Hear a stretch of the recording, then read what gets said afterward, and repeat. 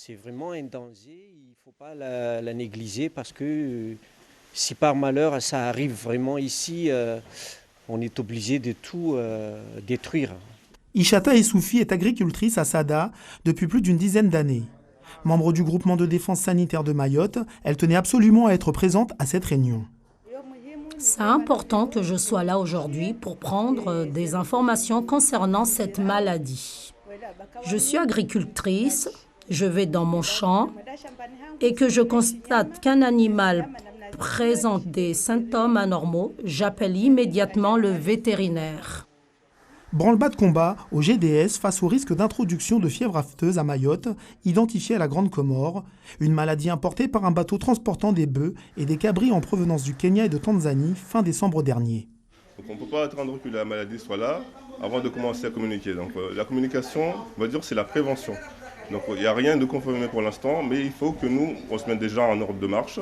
Il faut qu'on prévienne nos administrateurs parce que tous les gens que vous voyez ici, ce sont des agriculteurs qui ont des animaux.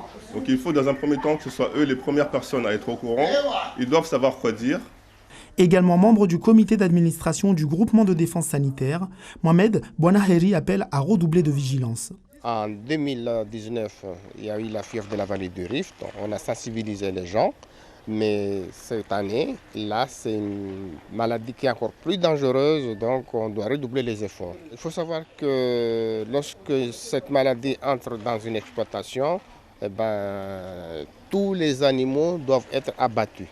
Ingénieur agronome, Christian Rakoutou Harinivou est de passage à l'exploitation Goméni, située au centre de l'île. Directeur adjoint du GDS, il rappelle ô combien la sensibilisation et la prévention sont indispensables pour la santé de la filière agroalimentaire locale. Pourquoi c'est très important si on détecte les indices, genre que ça bave ou il y a des aftes dans la bouche ou les animaux boitent. Si ces trois signes se manifeste, il faut tout de suite appeler le vétérinaire ou le service de la DAF. Plusieurs réunions d'information, de sensibilisation et de prévention ouvertes au grand public sont programmées cette semaine à Chirongi, Dzumonier et Coconi.